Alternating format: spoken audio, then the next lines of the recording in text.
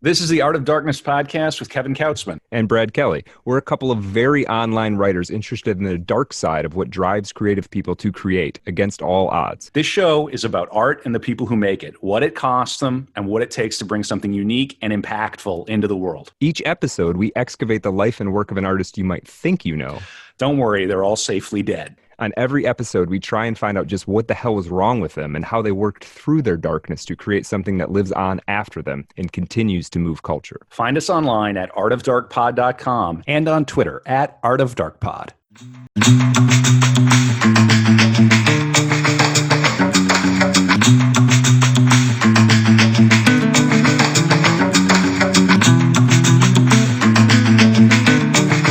I got to tell everybody too, we're recording this in the morning.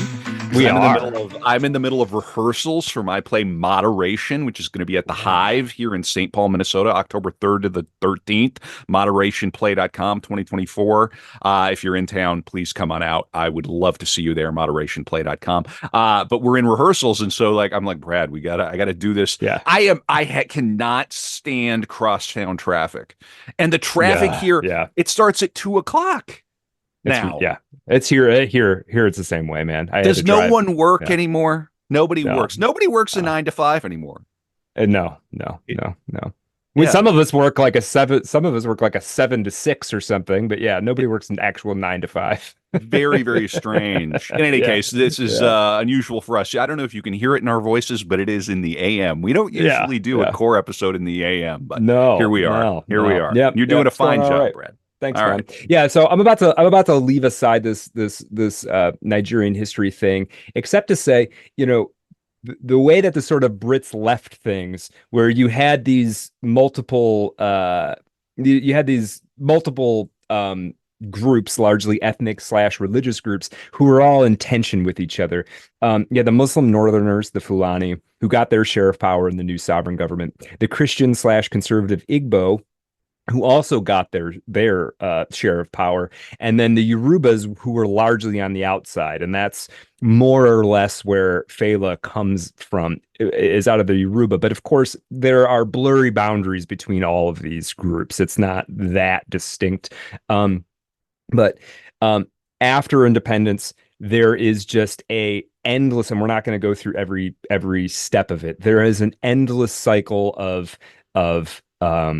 coups and juntas and conflicts that basically occur all throughout Fela's life. We'll kind of dip into that history as we need to tell the Fela story from here on out. But Fela gets he leaves for London, goes to Trinity School of Music, and also is learning his craft as both a performing musician, a songwriter, and a band leader, much the same way that the Beatles learned their craft in the nightclubs of Berlin. He comes back, and Nigeria is all of a sudden independent. And he'd had very little political awareness up until that point. But as you might imagine, something like that makes pretty much everybody politically aware to a certain degree, in a way that maybe they hadn't been until then. So Fela gets back. He's got to get a job in Lagos. He starts working for the Nigerian Broadcasting Company, radio, as a producer, but he doesn't really show up on time. He's not actively recording the segments the way that they want him to, and he's playing a lot of his own records without permission. So they end up getting terminated. And then for a few years after that, we're talking about 1962, 1963, he's getting by largely on gigs played here and there. Some people say that his mom is giving him money as well. He's got a new iteration of his London band, still called Kula Lobitos. And then he's also playing a little bit with this musician who was a big deal at the time, this guy named Victor Olayaya. And that's kind of where Fela is when he's, say, 24 or so. Now, what's kind of interesting too, and after he came back from London, I mean, he's playing, to some degree, he plays gigs, playing whatever kind of music he can, but he comes back from London obsessed with jazz music. And people, the Lagos nightclub crowd didn't really care about jazz a whole lot.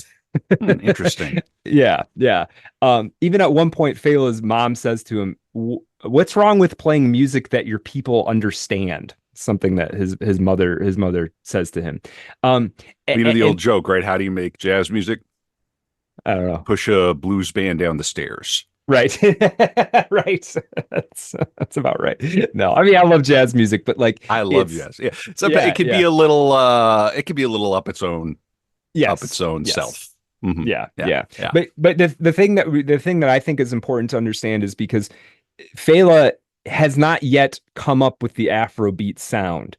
And we have to understand that he's picked up the high life component, this Ghanaian genre of music. He's now picking up the jazz part. He's learned the formal theory of counterpoint and all of that.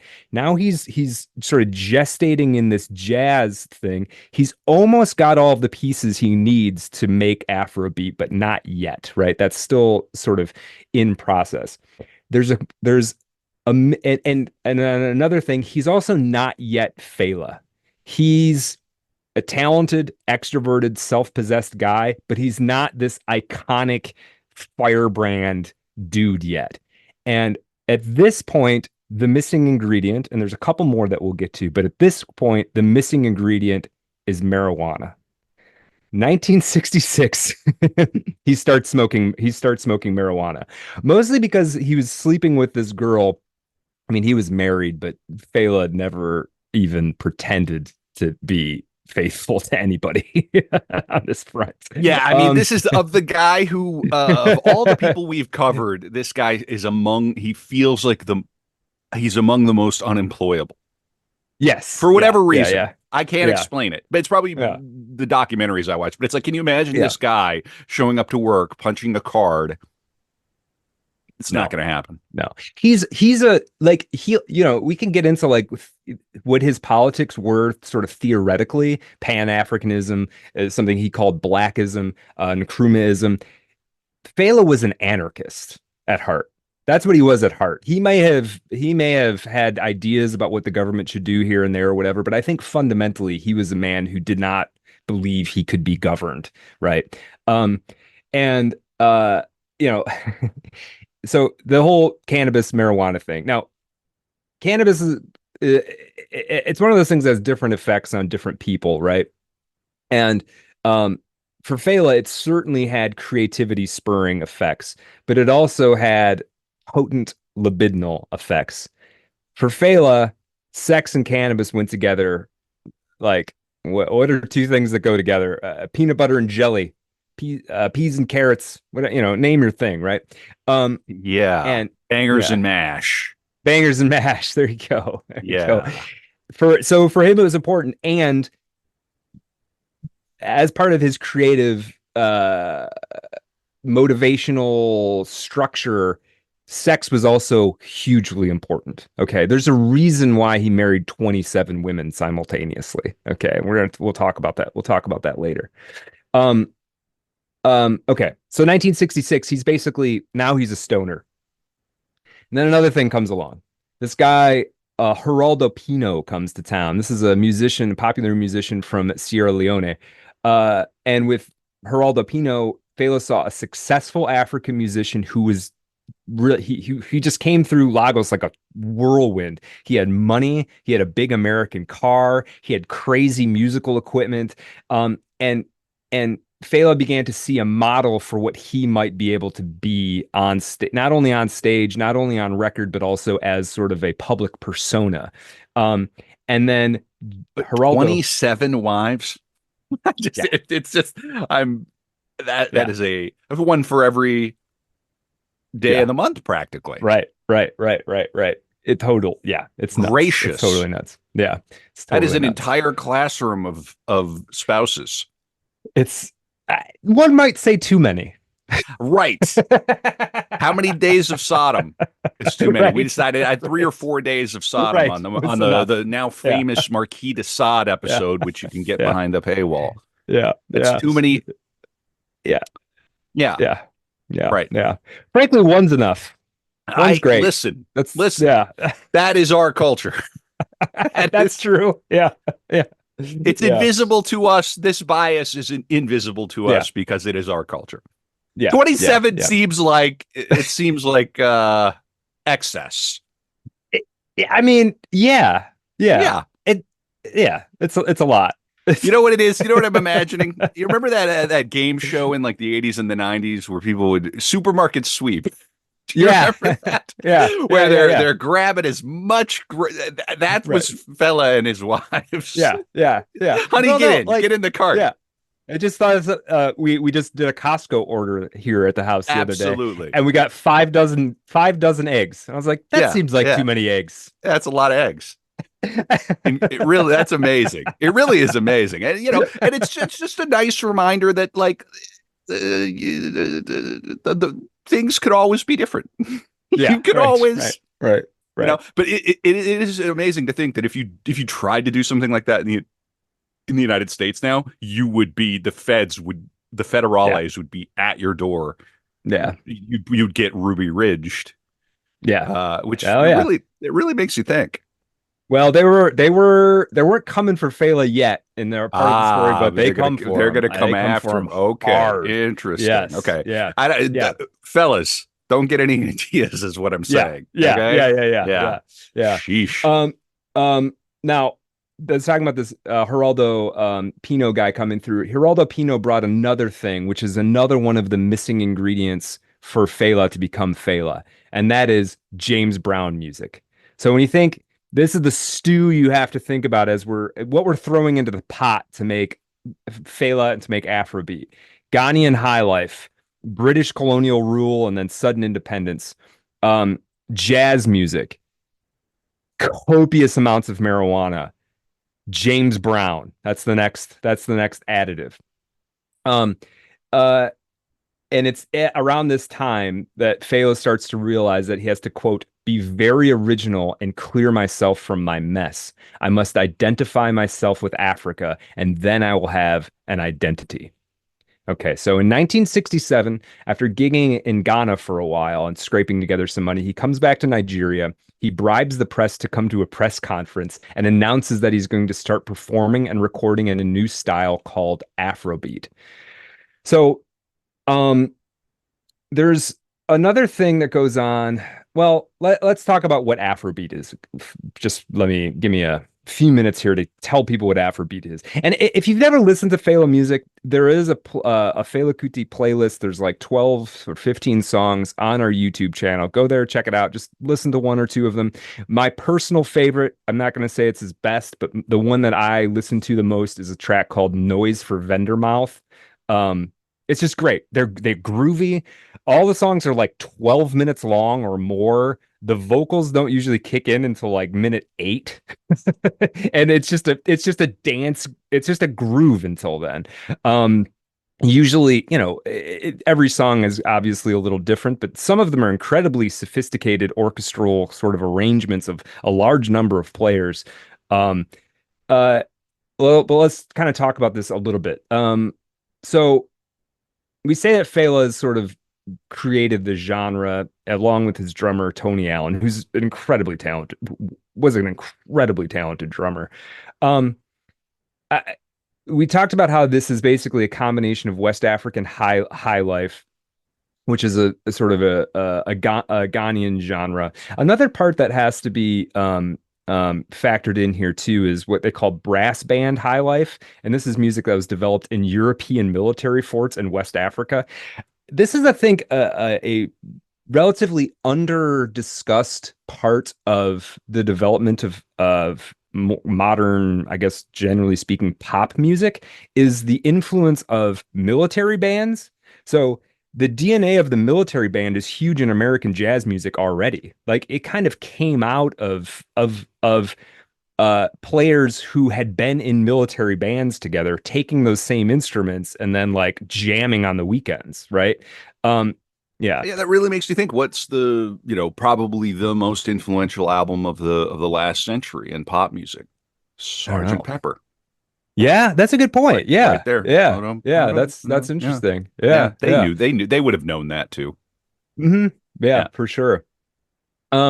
So let's talk about Tony Allen just for a second. I mean, this isn't a Tony Allen episode, but Afrobeat is as much his creation as it is Fela Kuti's. He's this Nigerian drummer. Brian Eno once said that he was, quote, perhaps the greatest drummer who has ever lived. He was a guy who was bouncing around Lagos alongside Fela. I think they were born in the same year.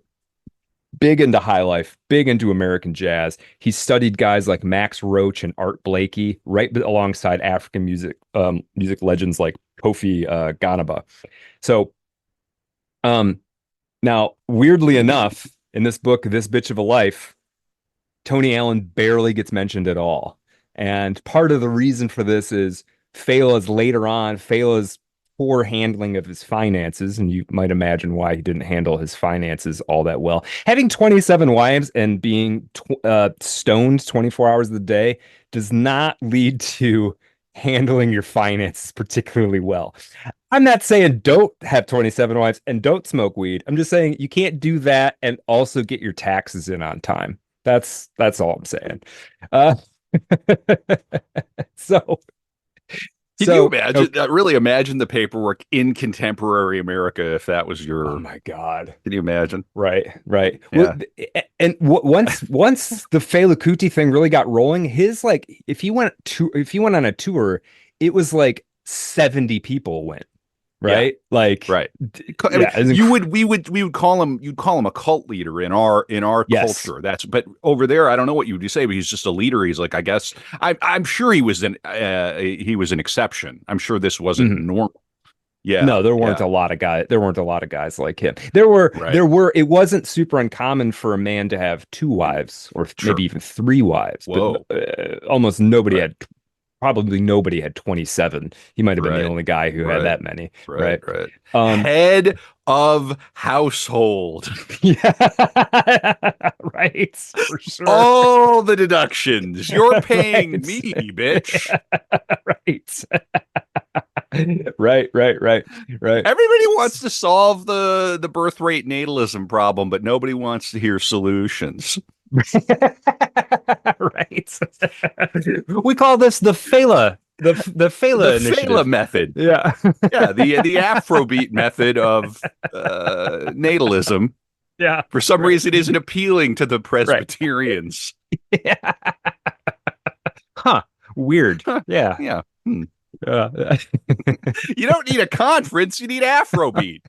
Right, that's right. It'll make it happen. I'm telling you, fertility rates will just go up. Just became shoot up. Yeah. Stop listening to Taylor Swift whining about this boy rejecting her or whatever she's talking about, and put on some Fela, and those babies will start coming out. Yeah, that's right. Yeah. So, late 60s, Fela deliberately makes this new sort of genre, and it's a hybridization of the Scanian high life and jazz and all the things that Tony Allen had learned as a sort of a prodigy drummer, and they deliberately set out to start making this genre of music. Right now, shortly after this press conference when he announces Afrobeat, they go to America for a while. Now, the way Fela describes this is in his typically sort of offhanded way. He's like, a guy came to us and asked us if we wanted to go to America, and so we did. Obviously, there's sort of more to that, but suffice to say that in late 1967, I think that's right, 1967, Fela, Tony Allen, and a few other people land in America. And Fela has $10 in his pocket. It's all the money that he has. Originally, the plan was to be there for 3 months, hopefully play some shows, make a few American bucks, and then go back to Nigeria. They end up being there for 10 months. And this is maybe not the final, but the next big ingredient in the Fela Kuti Afrobeat stew. He's overwhelmed by America.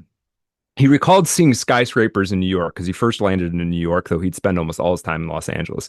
He gets to New York and he first arrived and he's thinking, and this is a quote from he sees these skyscrapers, right? And he says, quote, "Africans ain't shit, man. When did the black man ever build great things like this?"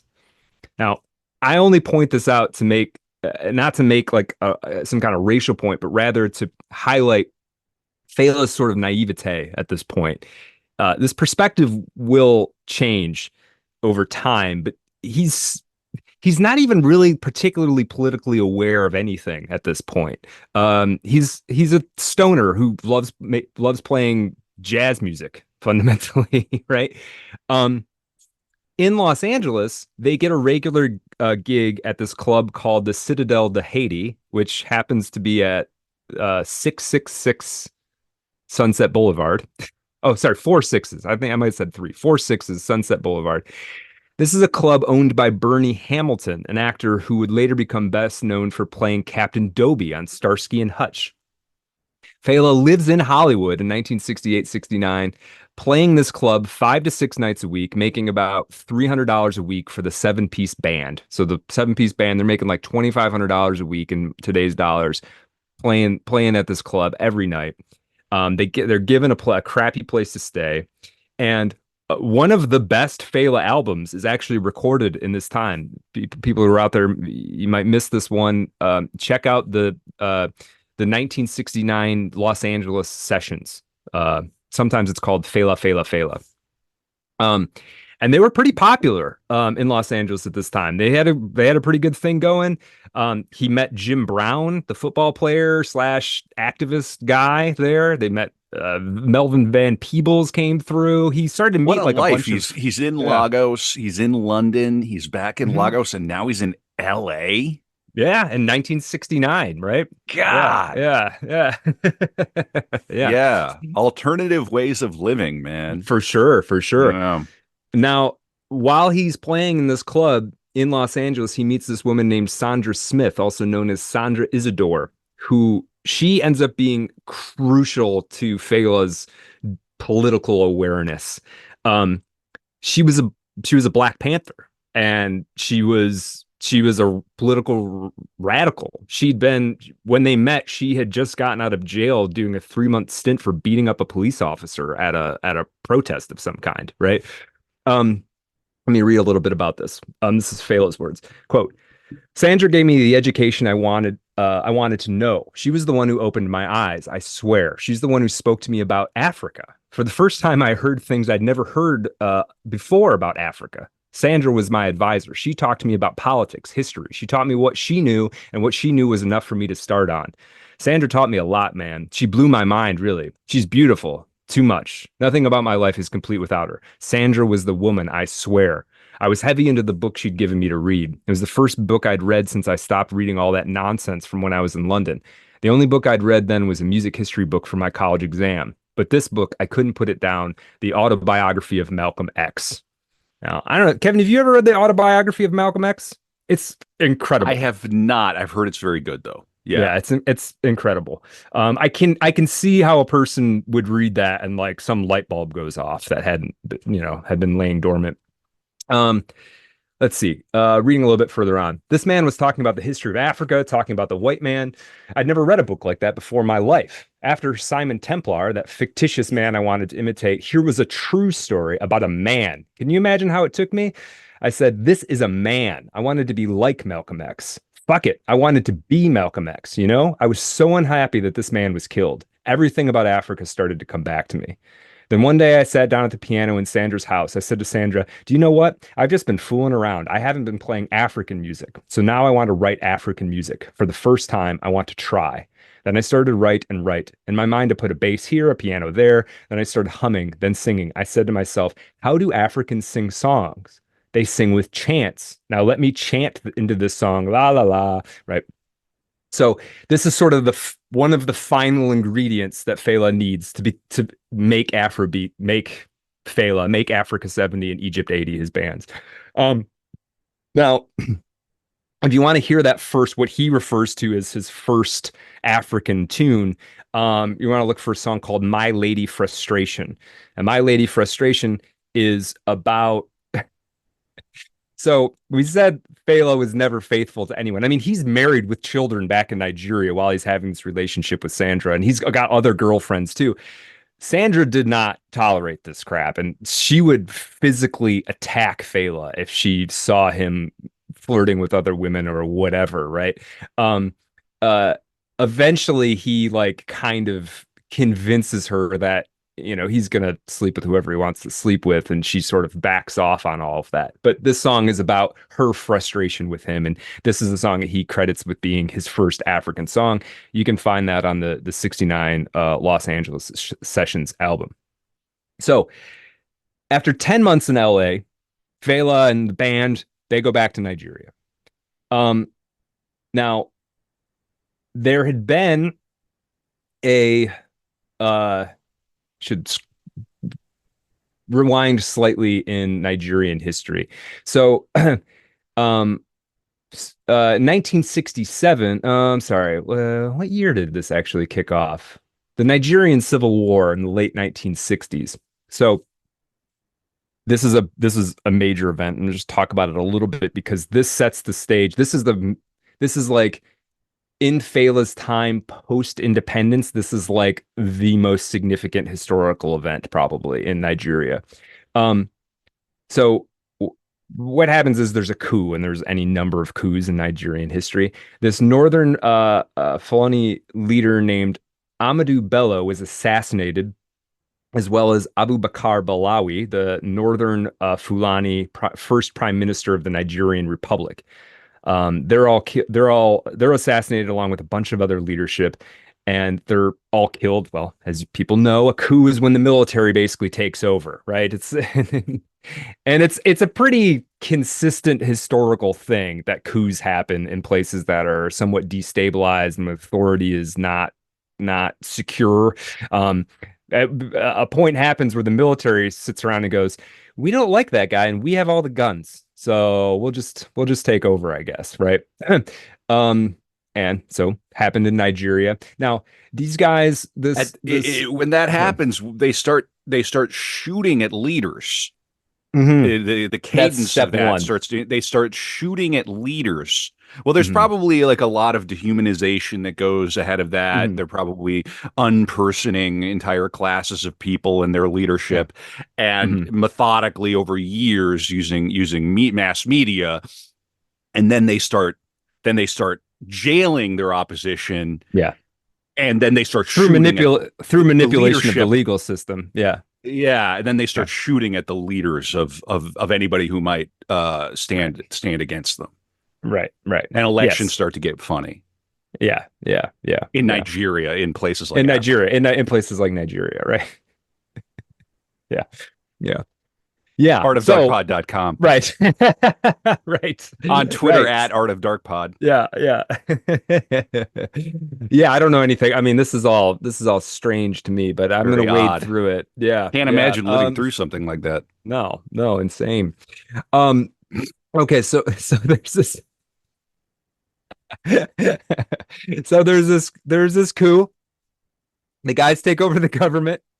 They couldn't hold it together, and it falls to a counter coup later the same year. So in 1 year, there's 2 coups, and then after that, there's a civil war, which is called the Nigerian Civil War or the Biafran War, as the Igbo Biafrans of West Nigeria attempted to secede from Nigeria. Okay, this Nigerian nationalist named Yakubu Gowon, also called Jack, fought to keep the Biafrans, and this whole thing, as many as 100,000 combatants were killed in the Nigerian Civil War. Another 3 to 4 million people died of famine or disease from the Nigerian naval blockade. So this Jack Gowan had set up a blockade, so the seceding Biafrans could not get any. What a blockade does, it prevents you from getting any kind of supplies in or out. Ultimately, quote unquote, Nigeria won, and the Republic of Biafra was dissolved. Interesting to note, just as a sort of a side note, Britain and the Soviet Union backed the Nigerian government, and France and Israel aided the Biafrans. So it's not exactly like the Cold War in terms of like US versus the Soviets, the way we think of it, but just like any of these things, the world sort of superpowers and sort of second tier powers have always got their hands in the game, one side or the other, and they're using these as proxies for other conflicts that are going on somewhat behind the scenes. So just to note, when this war is going on, the Nigerian civil war is going on, Fela is like 30 years old, and he was on the side of the Biafrans. He was sort of like, you guys are just coup after coup after coup. Can you blame these people for wanting to secede? They want to go do their own thing. And remember, Fela is like a anarchist, right? So if they want to go do their thing, they should be able to go do their thing. And you certainly shouldn't be, mowing them down in the streets if they want to go run their own country, right?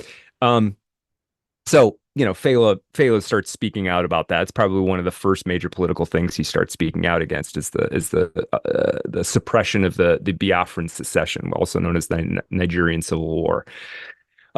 Okay, so let's see. Now into the 70s, basically, you can say Fela comes back to Nigeria in 1970. Let's call it. In the early 70s, there's an oil boom in Nigeria. The country joins OPEC. And this seems like great news. Hey, we have this incredibly valuable resource that the entire world wants, and they will pay top dollar for it. Great. Except the military government does almost nothing with this money except line the pockets of various self-aggrandizing bureaucrats, right? And which leads to another coup in 1975, after which the Yoruba Nigerian nationalist Obasanjo is put into power. Okay. So, real quick, just run it down really quick. Since quote unquote independence in the early 1960s, Nigeria had an Igbo president, this guy named Zeke of Africa. He fell to a coup in 1966. He was followed by General Johnson Aguiyi Ironsi. He was in for about 6 months before he was assassinated by mutinous northern Nigerian officers, military officers. He was then succeeded by this guy, Jack Gowan, who managed to hold on to the country until 1975, but did it by, as we said, killing over 100,000 people in the Biafran and the Nigerian Civil War. So putting Fela back into the scene. Comes back in 1970, changes the name of the band to Fela Kuti and the Africa 70, which is both the year and roughly how many people are going to become involved in the Fela Kuti enterprise. He doesn't have 70 people on stage, but by the time you get dancers, all the musicians, all the people who are helping this thing happen, it's literally an entourage of like 70 people. He also establishes a commune starting from his mother's house in Lagos that will just grow in significance in coming years. And we're going to talk about that. And I'm not sure what year it happens, but at some point he declares his house, the compound, as independent from the military junta. Basically says, this is my country, is this spot in Lagos. Actually sovereign through the power of music. Right. Yeah, exactly. Based department. Yeah. Based. This guy's not paying property taxes. No, no, not at all. Fuck off my lawn. Right. Exactly. And then we really live in like a hostage taking now. Like that this kind of thing is like unthinkable. It's just not how it's meant to be, but we all are just born into the big spreadsheet. We take it for granted now. Yeah. Right. Fuck them though. For real. Right. Yeah, I'm with this guy. Yeah. Well, and for him, it's like, you guys don't even know how to run a country. Like, where's your authority come from? Sure. Like, there's a coup every 6 months. Like, fuck off. Yeah. Yeah.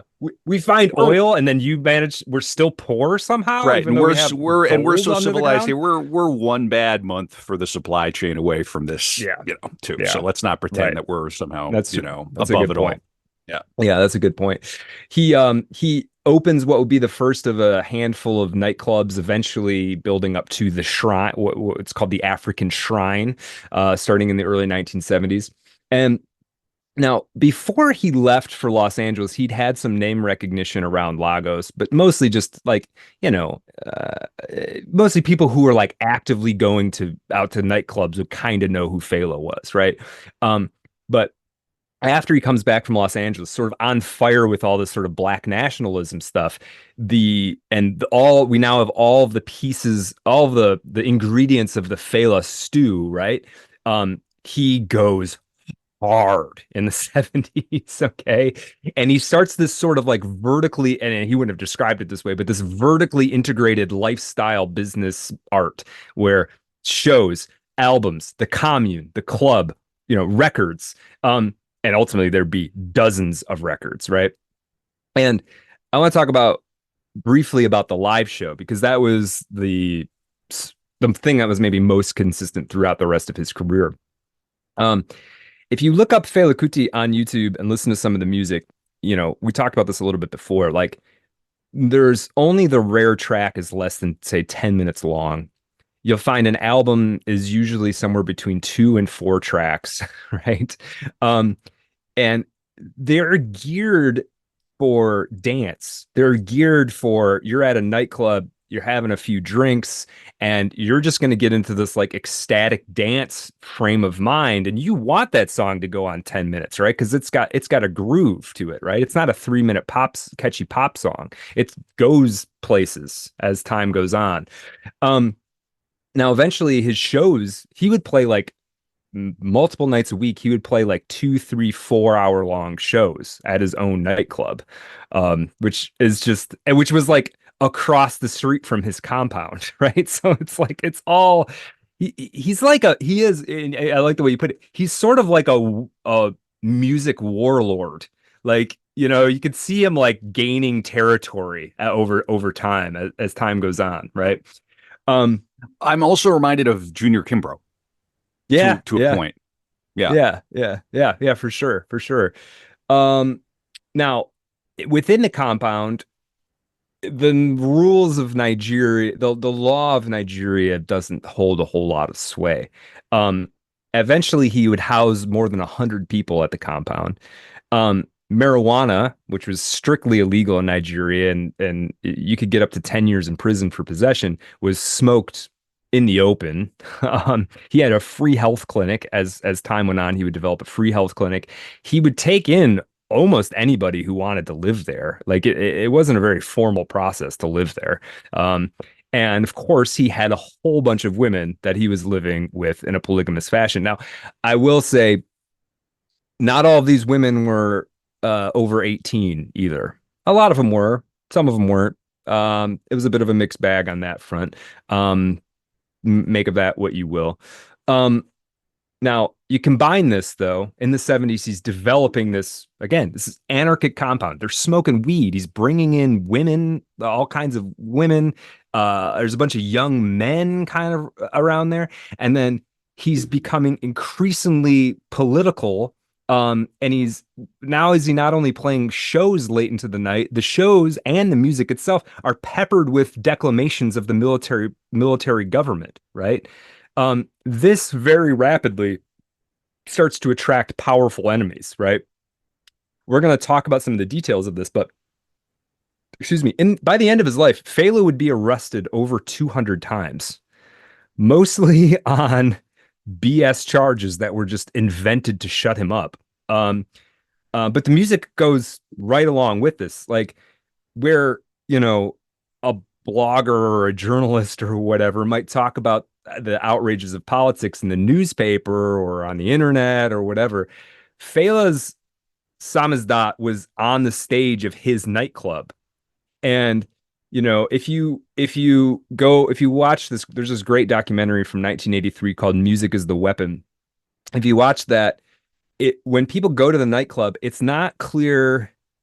They're not just going for the music. They're also going to hear what Fela has to say about the government, about what's going on day to day in Nigeria, right?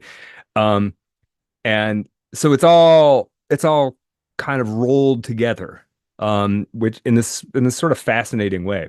The shrine, we'll talk about the shrine a little bit. This is where he performs his music largely, is in this place called Acacia. Sorry, there's a couple different ones, but the when people refer to the shrine, this is the one they're thinking about, is in Acacia, where the international airport for Lagos is located. When things got bad in Lagos and in Nigeria, this was one of the most dangerous places in the entire country. You know, armed robbery was off the charts. And, you know, I think Fela, as he got more and more popular, I think he liked the idea that if you were part of the Nigerian elite and you wanted to come see him, you had to come into the slums to see him. I think he liked forcing those people to drive through the worst parts of the city to come and see him, because it kind of goes back to this oil thing. There's tons of money coming into the country, but none of it was being distributed. And I think it's easy for us in America to with we have some level of historical awareness. It's easy for us to dismiss communism and socialism as these harebrained ideas that don't work and that lead to apocalyptic scenarios. But consider being a Nigerian born in 1938. You're born in a British colony. You get independence, and there's a ton of money coming in for a natural resource that, in some sense, belongs to all of you guys, right? A resource like oil sort of belongs to everybody in some ways. But the only people getting rich are like these handful of money-grubbing elites. You can start to see like how something like communism or socialism or some kind of distributive economic system starts to make sense to you, because capitalism ain't done shit for you either. So what's the case for capitalism if you're in that position? It's you can start to understand what the appeal might be of a different socioeconomic system. Not to say it would have worked necessarily, but I think you can start to understand why you might think in that direction, right? So okay. Now, and the government, the military government, was brutal, right? Like there was really no, the prisons were brutal. There was not really much rule of law. Members of the military could kind of get away with whatever they wanted to get away with, right? They could shoot somebody in the street and basically get away with it. It was a severe military rule, and Fela is positioning himself as obviously against that.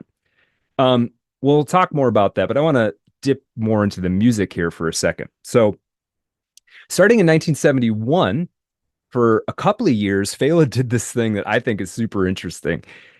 He would perform at the club 3 nights a week, 4 nights a week, maybe even more.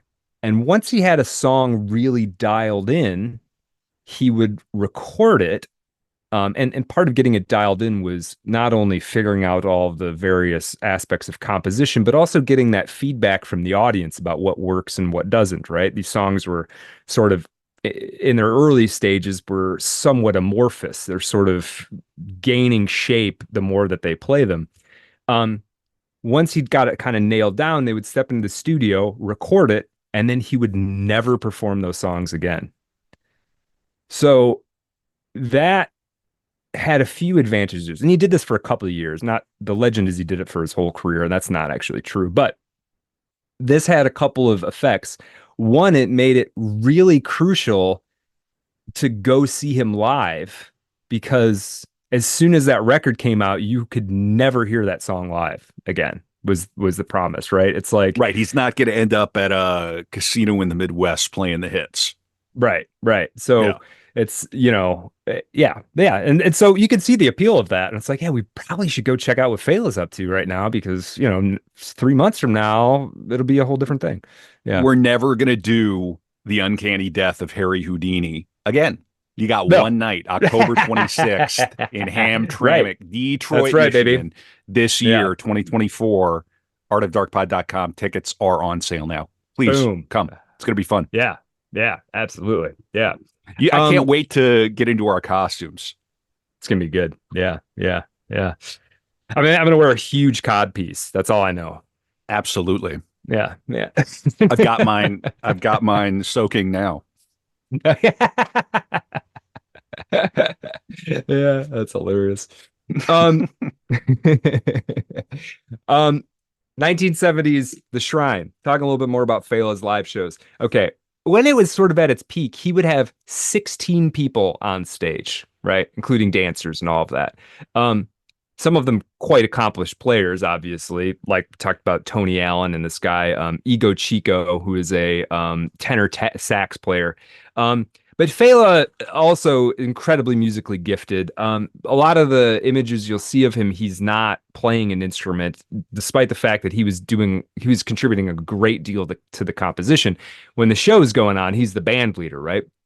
But he did at one point he and Ego Chico, the tenor sax player, had a falling out, and Ego left the band, and Fela decides, well, we can't not have a sax player. So Fela practices for 17 hours straight to learn all of Chico's solos and then performs them the next night, right? And then that becomes part of the show, is now that Fela's the sax player. It's just interesting, like the chaotic sort of roiling nature of all of this, right? And this notion that we're going to put a show on almost every night. It's going to last for hours. We're not on tour. We're in the same place every night.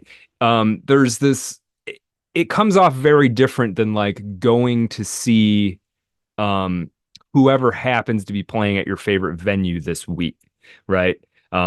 It's just a different, it operates in the community differently than a show like that. It's its whole own phenomena. It's like a festival happening. Eventually, and we'll talk more about this, he begins to integrate what we'll call religious rituals into the performance as well. In the After Dark, we're going to talk about the mystical side of Fela Kuti. We're going to touch on that here and there during the core episode here, but for supporters on Patreon and Substack, we're going to talk about the mystical side of Fela Kuti, including his incredibly woo-woo spiritual advisor, who is still alive, by the way.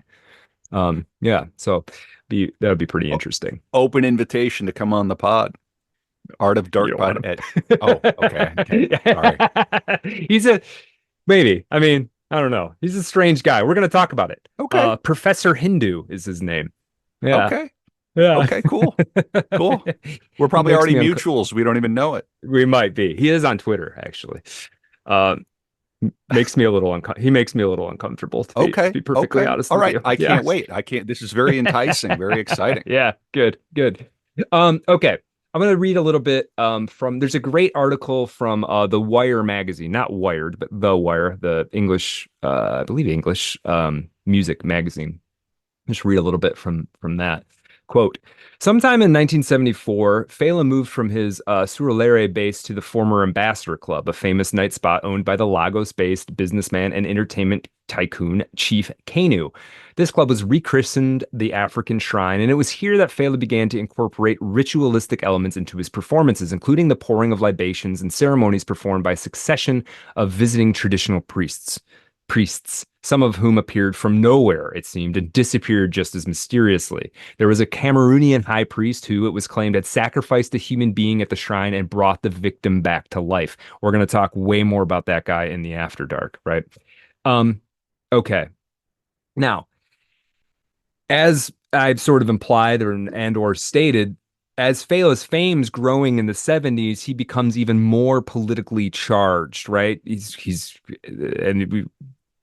getting all of this positive feedback from the community, and so he's talking more and more and more about the transgressions of the Nigerian government.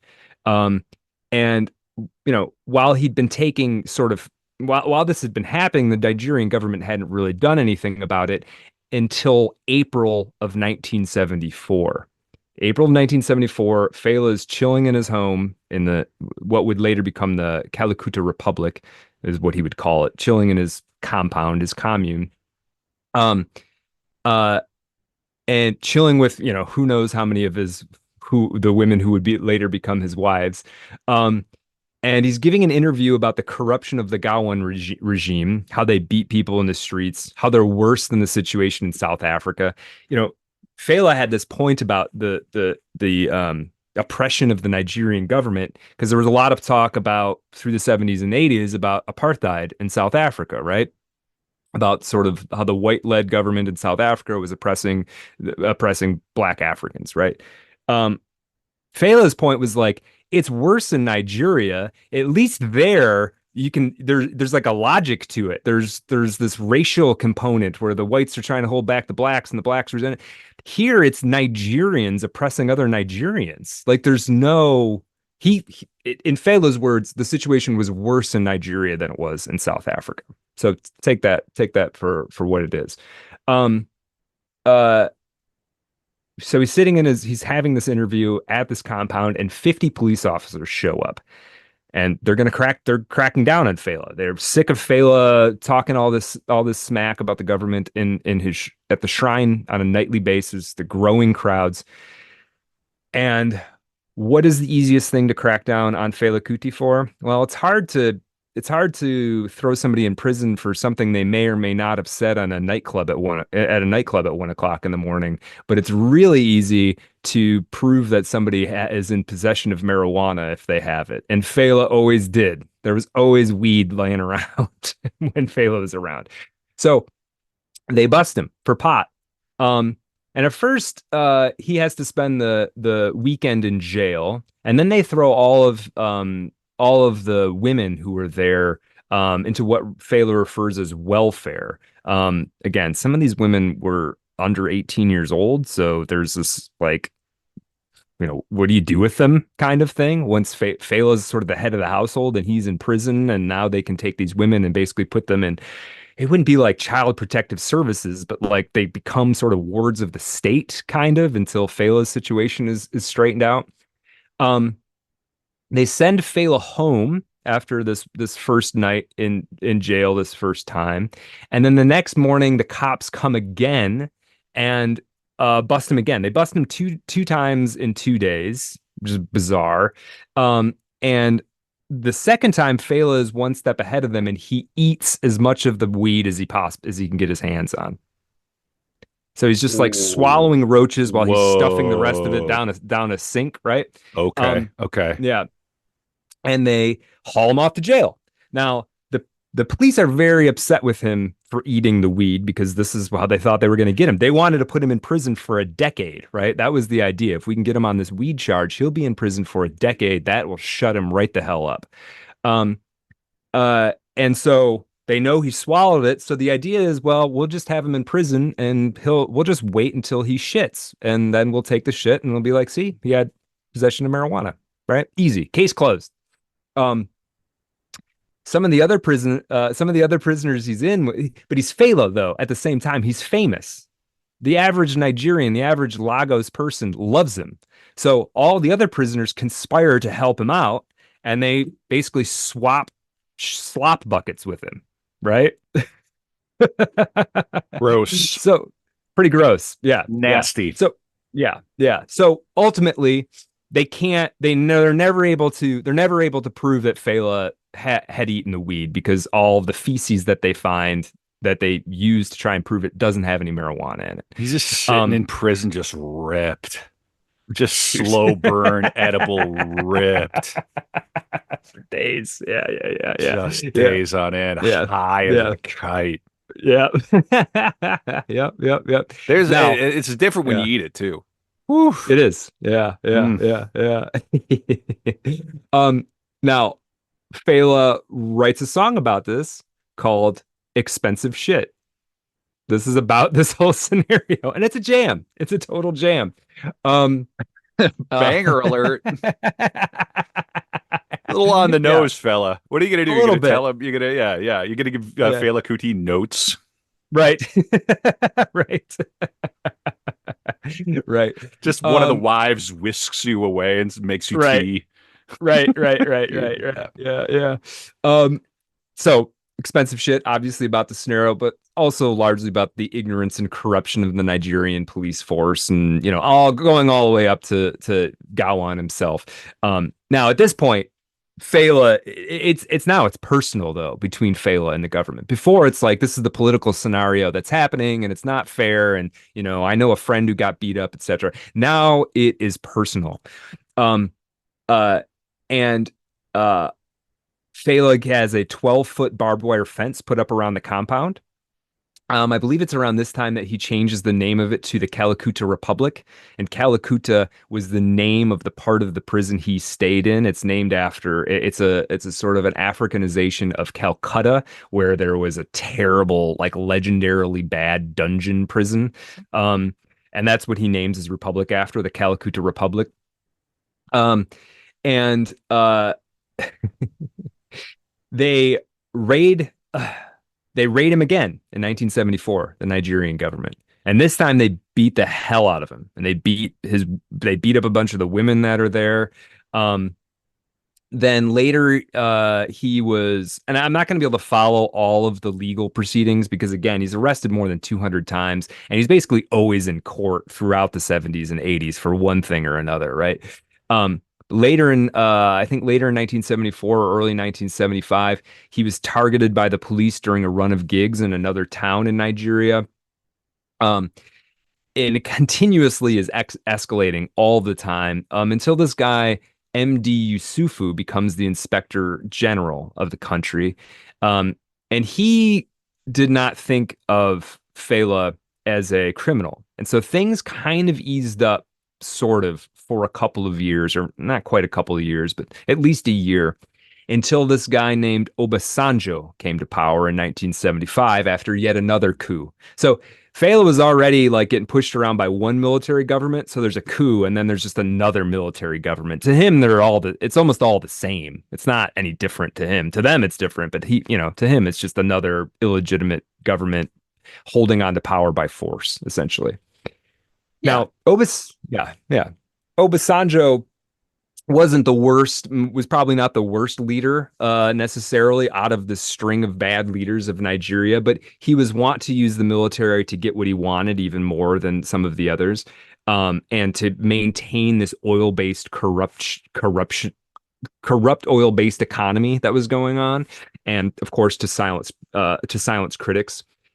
He also used propaganda through the tabloids in a way that Nigerian leaders up till that point hadn't quite used it to the same degree as Obasanjo. And Obasanjo was making more ardent efforts than previous Nigerian leaders to align himself with the United States, right? He wanted to get on the United States' good side as much as he possibly could. And he hated Fela Kuti. You just have to imagine him just sitting in his huge mansion, walled off from the Lagos slums, just saying, "Oh, Fela," pounding his fist, right? Now, apparently, he knew Fela when they were kids, and he actually went to the school that Fela's father owned, supposedly. So anyway, Obasanjo hates him, and as part of his overall effort to shut down what Fela's up to with the shrine and the recordings, expensive shit, and what else had come out at that point? Ikoyi blindness and a bunch of these other like early to mid 70s hits. Obasanjo starts using the press to spread articles and rumors about the lurid immorality of Fela's compound in the middle 1970s, right? Young women, drugs. He's a hooligan. He's a criminal. We can't let this guy live like this, right? There has to be law and order.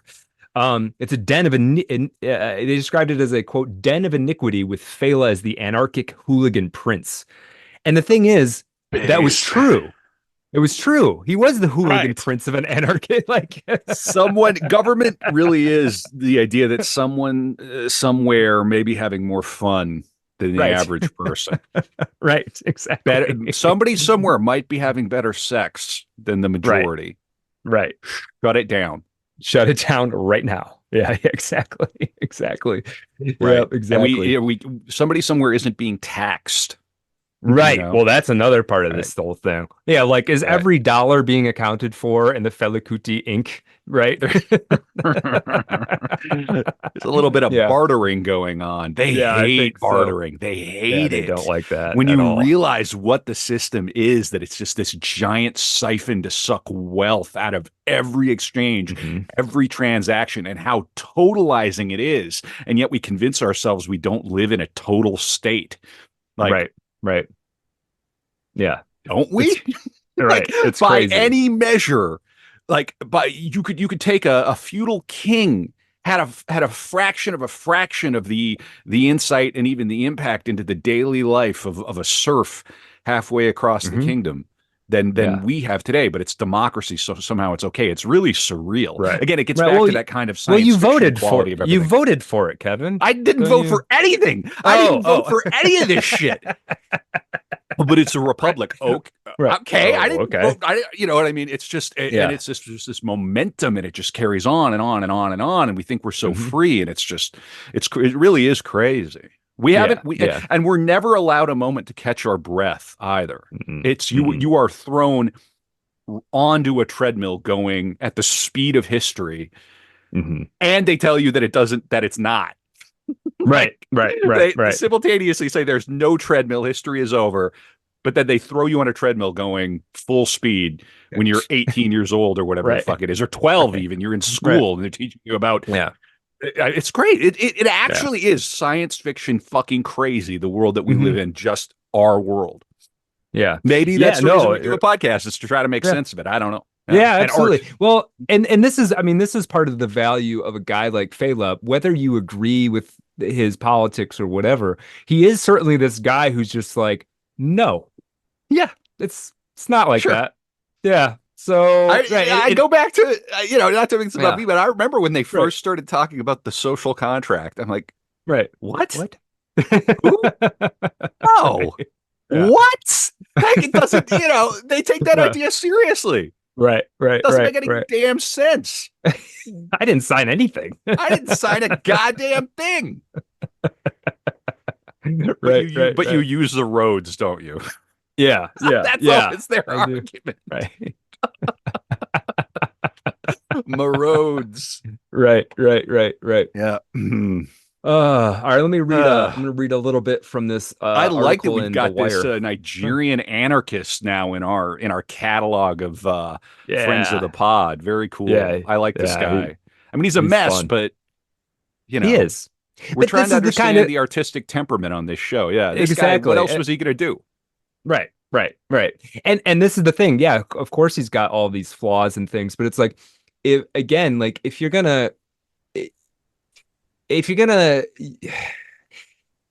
I want there to be everybody actually, whether you know it or not, you actually want there to be a handful of these anarchic, crazy people out there. And the reason for it is it sort of does, to a small extent, put the rest of the system in check a little bit, right? And so if in part of that anarchic craziness, he does some things you disagree with, that's kind of part of the deal, right? Like, he's an outlaw. So yeah, he's going to here and there do something that you don't really feel all that comfortable with. But like, if his life is a work of art in and of itself, it's providing this enormously potent commentary on what the status quo is about everything.